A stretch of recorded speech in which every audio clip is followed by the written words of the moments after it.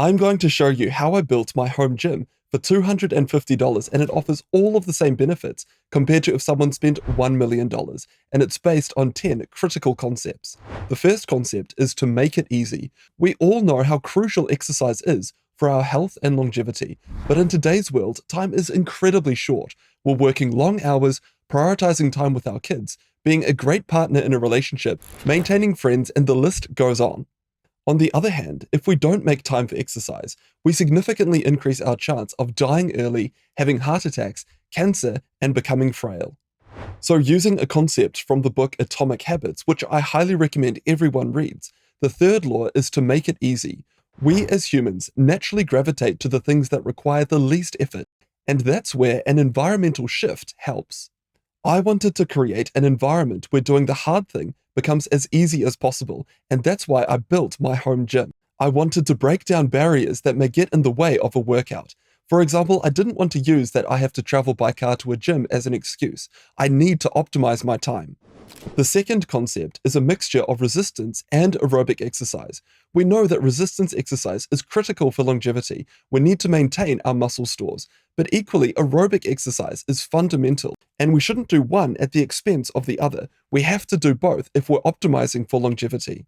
The third concept when designing my home gym is push and pull. So if I'm doing a push exercise, I also want to do a pull exercise in the same plane. That way I'm making sure that my muscles remain balanced. It's the same as if I'm doing an overhead push, I also want to do a pull-up. Again, trying to make sure that my muscles remain balanced. Number 4 is core exercises. The amount of patients that I see in the clinic with chronic back pain is astounding. So we need to make sure that our core muscles remain strong. That's one of the fundamental things we can do to make sure that our back remains healthy. Number 5, legs. We cannot skip leg day. As we get older, we need to make sure that we maintain our independence, and one of the best ways to do this is safe deadlift exercises. The sixth concept when designing my home gym is concentric and eccentric exercises. Taken from Professor Brad Schoenfeld's recent systematic review of the exercise literature, traditional resistance exercise involves lifting and lowering an external load, which requires concentric or shortening and eccentric or lengthening muscle actions respectively. Traditional concentric-eccentric training seems to produce greater improvements in strength than concentric training only.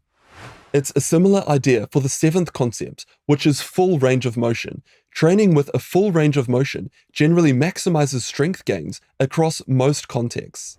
Concept number 8 is progressive overload, sets, and weights, and we're going to spend a bit of time on this. With respect to intensity, there seems to be a dose-response relationship such that higher training loads produce greater subsequent gains in strength, and generally, heavier loads that allow approximately 1 to 5 repetitions per set maximize strength gains over time. If you're lifting heavier weights, then by definition, you're not going to be able to do as many repetitions until you reach failure, as in where you can't do another repetition in that set. But I aim for between 15 and 20 repetitions per set, and here's why. I'm optimizing for longevity. I don't want to risk injury and set myself back where I cannot train while I'm trying to recover from that injury. It used to be thought that repetition recommendations were based on the repetition continuum, where if you were optimizing for strength, you would do between 1 to 5 repetitions. If you were trying to build muscle, then it was between 8 to 12 repetitions, and for endurance, it was 15 repetitions or more per set. But this idea is largely outdated. It should be noted that while heavy load training is clearly a requisite for maximizing 1 rep max, significant strength gains are routinely observed with the use of low loads and high repetitions per set. Instead, the research shows that where participants expend a high level of effort, they get a significant muscle building response to low load training that is at least as robust as when training with heavier loads. So the critical factor is the amount of effort. So if you're lifting lighter loads, you have to increase the amount of repetitions per set to match the level of effort compared to if you were using heavier loads. And by using lighter loads, I significantly reduce the chance of injury, and it comes back to my goals. I'm optimizing for longevity. I don't want to get injured. I want to continue building. The next question is, should we be training to failure? Well, the current evidence indicates that lifting loads to failure versus just short of failure does not provide any long-term strength benefits.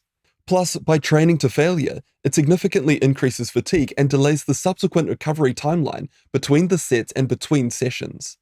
Personally, I load up the weight such that I start to approach failure after doing between 15 and 20 repetitions per set. I try and optimize it so that I think I can do between 1 and 2 extra repetitions before I reach failure.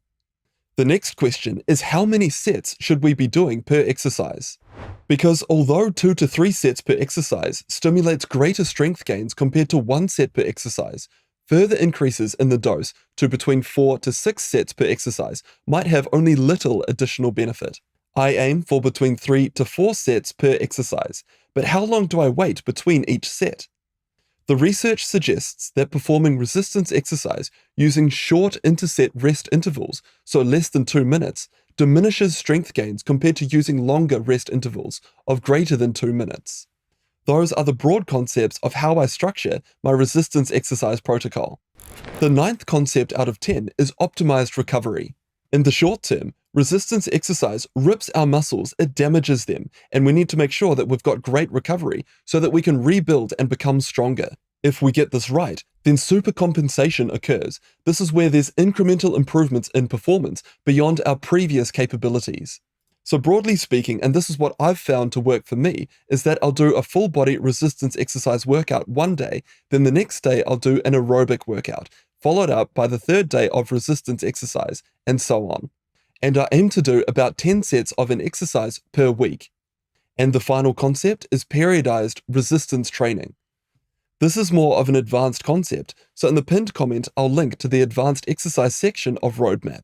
And I'll put on screen now the 10 concepts that I've based my $250 home gym on. Now let's go and have a look at my home gym. I've set it up in my garage. So here it is. Let me talk you through what I've done. That is my pull-up bar, which I picked up for $120 from Amazon. Now I use that obviously for pull-ups, but not everyone is going to have a garage like this. So then what do? Well, that's where these come in. They're doorway clips that allow you to turn any doorway into a pull-up bar. So this is what I used to do when I didn't have a garage. Now remember, one of the crucial concepts was if I'm doing a pull, I also need to be doing a push. So I've bought myself a second-hand incline bench, and this is where I do my seated dumbbell press. And I picked up those dumbbells there for free. So a friend wasn't using them anymore, and I picked them up for free. Next is I wanted to work out my back. So I bought the TRX band that I've wrapped around my pull-up bar, and that allows me to do an inverted row, working out my back.